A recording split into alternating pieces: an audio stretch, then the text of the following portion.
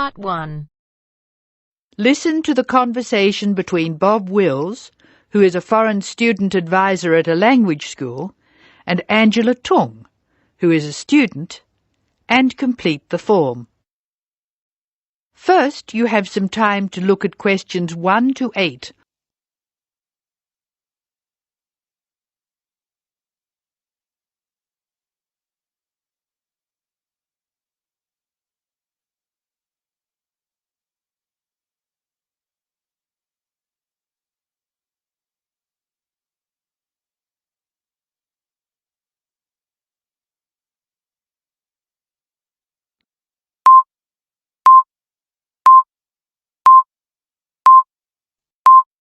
Now listen carefully and answer questions 1 to 8.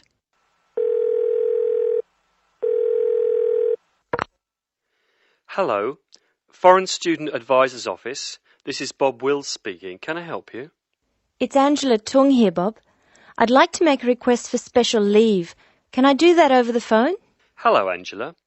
You can make that request by phone, but I'll have to fill the form out. Let me get the special leave form. OK, here it is. Tell me your student number, please. It's H for Harry, 5712. H5712. OK. What's your address, Angela? I live at 10 Bridge Street, Tamworth. 10 Bridge Street, Tamworth. And your phone number? The telephone number's 8106745. Thanks. What course are you doing? I'm in the writing class. Writing. Who's your teacher this term? Mrs. Green. She spells her name like the colour. Thanks. When does your student visa expire? Let me look. July 15. July 15. OK. Which term do you want to take leave? Do you want dates? First, I have to write a term number. When do you want to take leave? In term 1. OK. Term 1. Now, can you tell me what are the exact dates? I'd like to be away May 31 to June 4. OK, I've got that.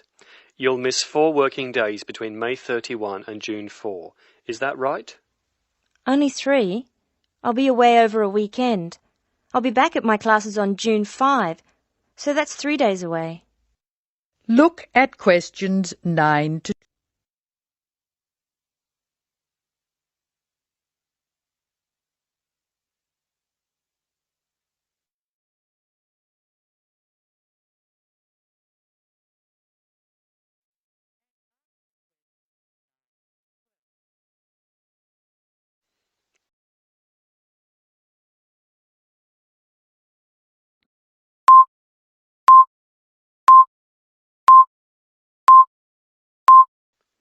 Why do you want to take leave, Angela? I'm going to visit my Aunt May. She's my mother's sister. She and her husband are my guardians while I'm here. Where do they live? About 50 kilometres from here, near Armadale. Do you have to take so long if they live nearby? My mother is coming with me. She's come for a holiday, so she wants to have some time with May. And I want to spend some time with my mother too. Aren't you going home soon? I've applied to extend my time here. I expect to go home in 12 months. That is the end of Part 1. You now have half a minute to check your answers.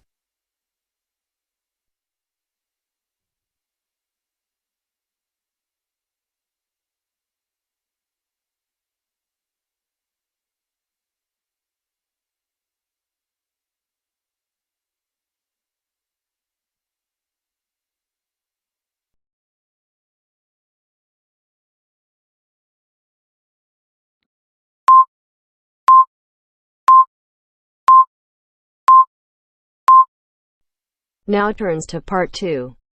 Part 2. First, you have some time to look at questions 11 to 16.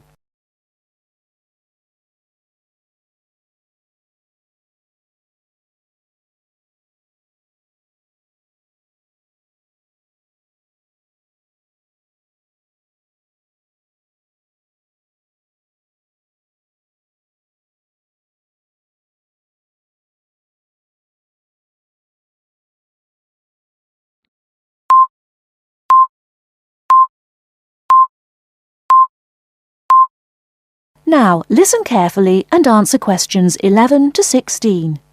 Hello, welcome to the university. Let me introduce myself. My name's Helen Brown. I'm the International Office Administrator and I'm responsible for looking after students here on scholarships, in particular Chevening scholars. Perhaps you could introduce yourselves to me. Hi, I'm Ansgar from Grasse in southern Austria. And my name is Magali. I'm from a town near Montpellier, France. It's a pleasure to meet you. Pleased to meet you too. Nice to meet you. So let's get started. I'm going to tell you about the schedule for today.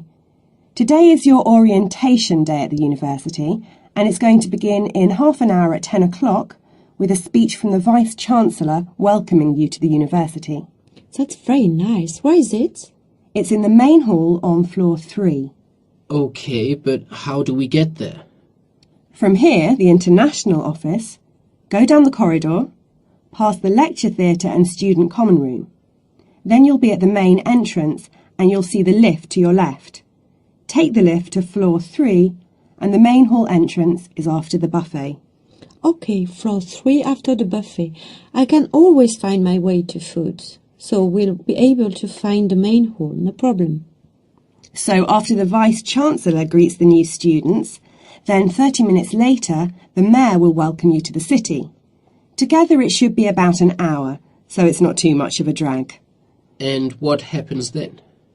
After that you'll have a meeting with a representative of the British Council, and she will brief you on life in Britain and what your sponsor expects, and of course doesn't expect from you. It will be nice to meet them. Is that in the main hall too? No, but it is on floor 3 again. With your back to the main hall, go down the corridor past the labs. Sorry? The laboratories, on your right, and the computer cluster rooms on your left, and at the end of the corridor are seminar rooms 1 and 2. Your meeting is in seminar room 2. Did you mention what time that is? No, I didn't. It's at 11:15 and it should last about half an hour. You'll meet her a number of times during your studies, so it's important to go to that meeting. Okay, I'll make sure Magali is on time. Ansgar, I'm always on time. Very well. Now for the final part of the morning and lunch, you'll be with your department. We're both doing biomedicine. Oh, that's interesting. But we're not sure how to get to our department. Well, you don't need to go very far from seminar room 2. The laboratories and seminar rooms all belong to your department. So basically, you need to turn left out of seminar room 2 and go past the next 2 teaching rooms. Your departmental office is on the left. Will someone be there to meet us? Oh, but of course. At 12 o'clock, the course administrator will meet you at the departmental office and introduce you to members of staff and the head of department, Professor Heanue. Heanue? How do you spell that? Heanue. He will tell you about the department and your course, the coursework and academic life in Britain. Have you both got reading lists? Yes, I have. I'm afraid I haven't. You can get one at that meeting.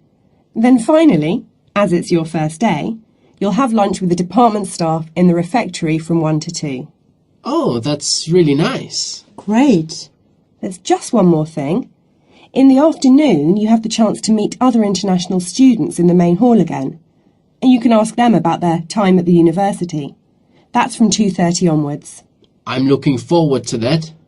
Before you hear the rest of the talk, you have some time to look at questions 17 to 20.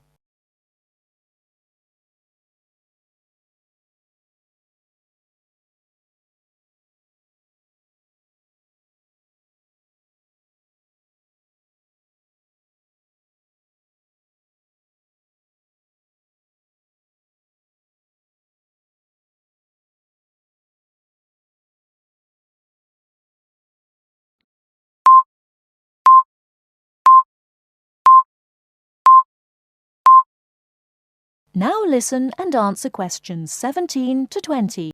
So you're thinking of opening a bank account with us? That's right. And you're an international student at the university? Yes, I am. And how did you hear about us?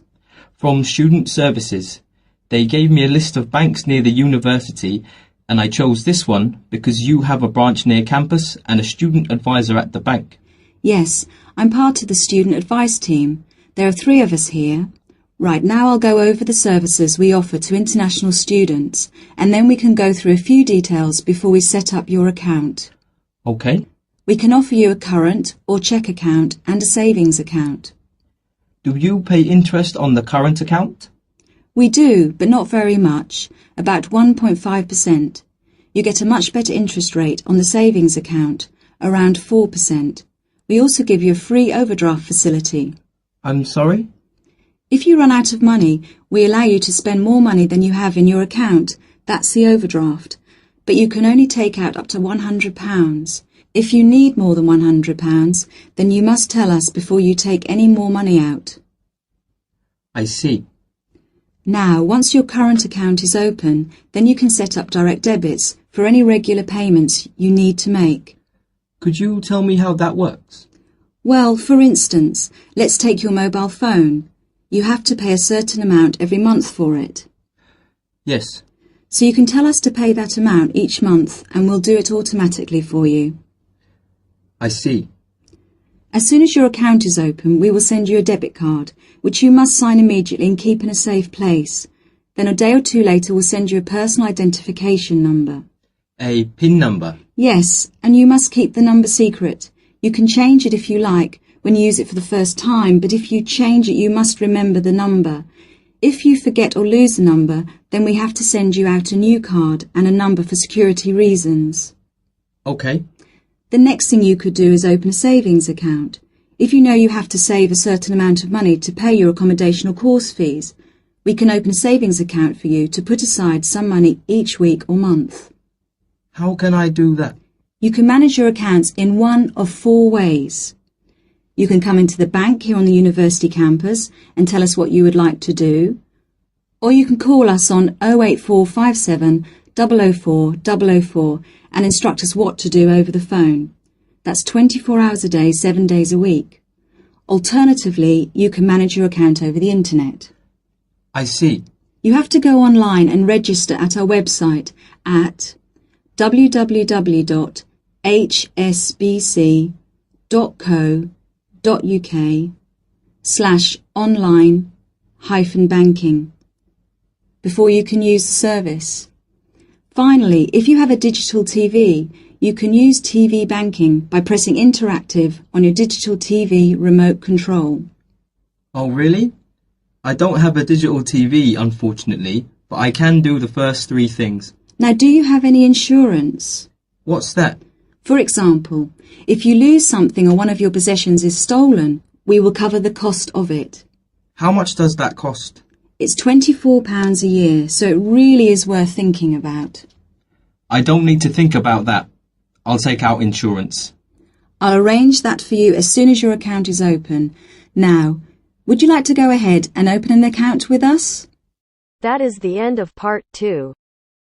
You now have half a minute to check your answers.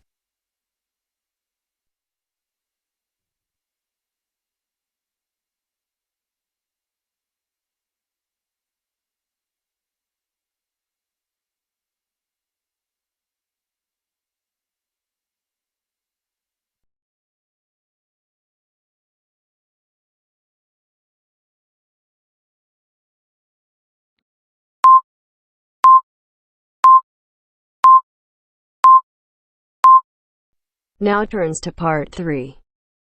Part 3.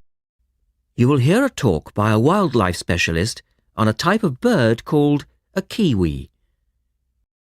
First, you have some time to look at questions 21 to 25.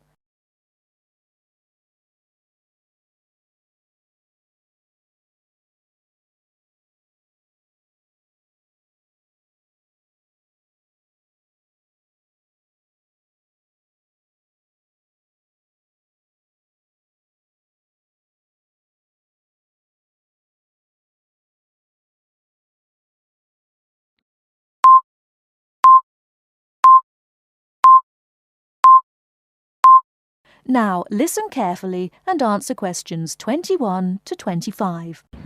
Ladies and gentlemen, Welcome to Auckland Zoo on this sunny Sunday afternoon and to our special Kiwi fundraising event. My job is to tell you all about the amazing little Kiwi, and your job, hopefully, is to dig deep in your pockets.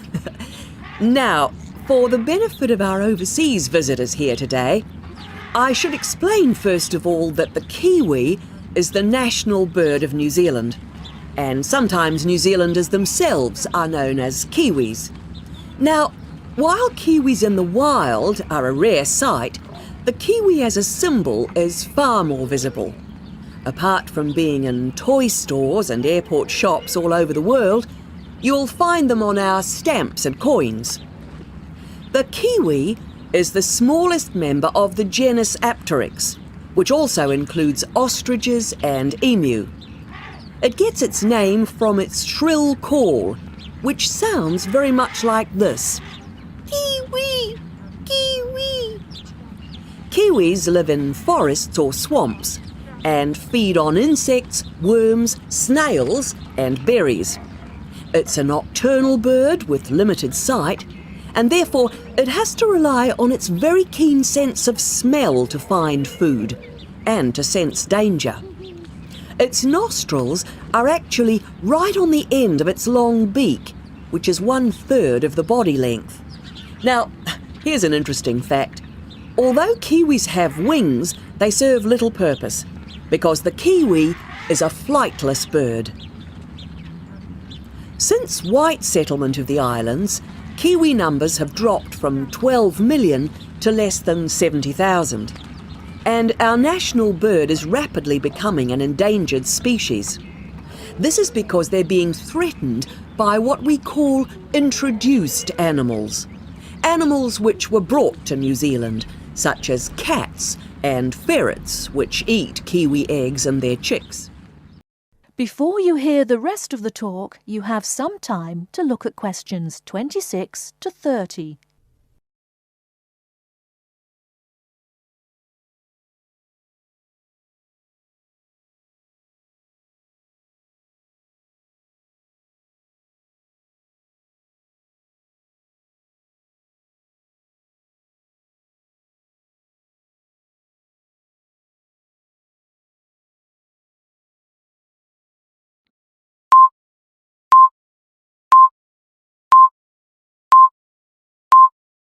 Now listen and answer questions 26 to 30. And so we have launched the Kiwi Recovery Programme in an all-out effort to save our national bird from extinction. There are 3 stages to this programme. Firstly, we have the scientific research stage. This involves research to find out more about what Kiwis need to survive in the wild. Then secondly, we have the action stage. This is where we go into the field and actually put our knowledge to work. We call this putting science into practice. And then we come to the 3rd stage, the global education stage. By working with schools and groups like yourself, as well as through our award-winning Kiwi website, we are hoping to educate people about the plight of the Kiwi. As part of the action stage, which I just mentioned, we've introduced Operation Nest Egg, and this is where your money will be going. It works like this. It's a 3-stage process. First of all, we go out to the Kiwi's natural habitat and we collect Kiwi eggs. This is the tricky part, because it can be very difficult to find the eggs. Then, in safe surroundings, away from predators, the chicks are reared. Now, this can be done on predator-free islands or in captivity. They're reared until they're about 9 months old, at which stage the chicks are returned to the wild. So far, it's proving successful.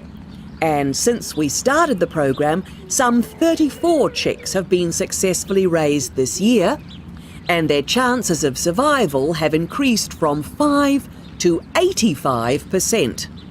However, it's not time to celebrate Kiwi survival just yet.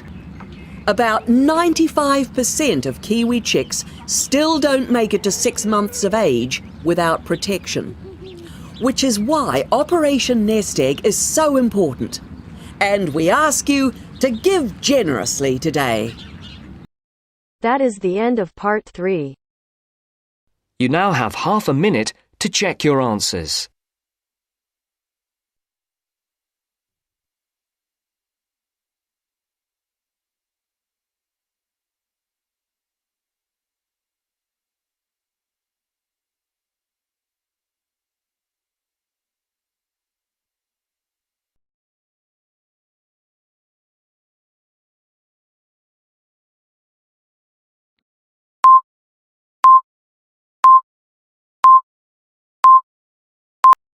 Now turns to part 4. Part 4. Listen to the introduction about Tower Bridge and complete the summary. First, you have some time to look at questions 31 to 40.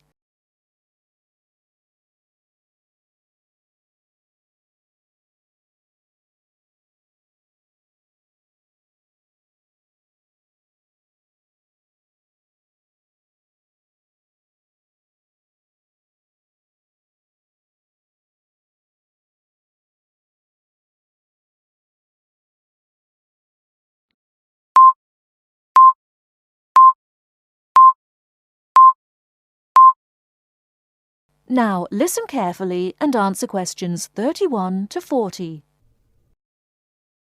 Tower Bridge is located in one of the most interesting parts of London. On either top of the tower, you can get a bird's-eye view of the wonderful scenery all round Tower Bridge. On its south side are many tall old buildings. On its north side stands the Tower of London itself.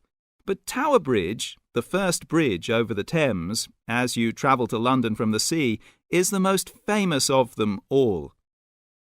Although they look the same age, the tower is almost 1,000 years old, and Tower Bridge, which was built in the 1890s, is just over 100. Because of the tall ships up and down the Thames, it was proposed in 1850 that a bridge across the Thames near the tower was most necessary. However, the designers argued about the new bridge for about 30 years. They took so long because they had two big problems. One is that the new bridge must look like the old tower, and the other is that the bridge must not look like a modern bridge. They made it look like the old tower, so everyone was happy. Besides, the most surprising thing about Tower Bridge is that it opens in the middle, while big ships are going through to the Pool of London. If you're lucky enough to see the bridge with its two opening arms high in the air, you'll never forget it. The bridge took 8 years to build and cost £900,000, a lot of money in those days. But it was a wonderful success and became a famous tourist attraction in London on the day when the bridge was completed. 100 years ago, the Thames was once London's busiest traffic route, so that the bridge opened at least 12 times a day. Today, big ships don't go so far up the Thames. Tower Bridge opens perhaps only twice a week, but the same wonderful machinery is still in good condition. Green, yellow and red, the colourful wheels and engines look smart and new, not 100 years old. They still lift the two heavy opening arms, each 1,000 tons, leaving 70 metres for the ships to go through. And they still can open and close the bridge in 1.5 minutes. Things are changing greatly now at Tower Bridge. The horses that used to help with pulling have gone, and so have the tugs, for they're no longer necessary. The walkways from one tower to the other at the top of the bridge were closed years ago because so many people jumped off them into the Thames, which is said to open again soon. In addition, the beautiful wheels will be part of a special exhibition for the public to visit. There'll be a restaurant in one of the towers and a pub in the other. But whatever happens in its exciting future, Tower Bridge will always mean London. That is the end of part 4. You now have half a minute to check your answers.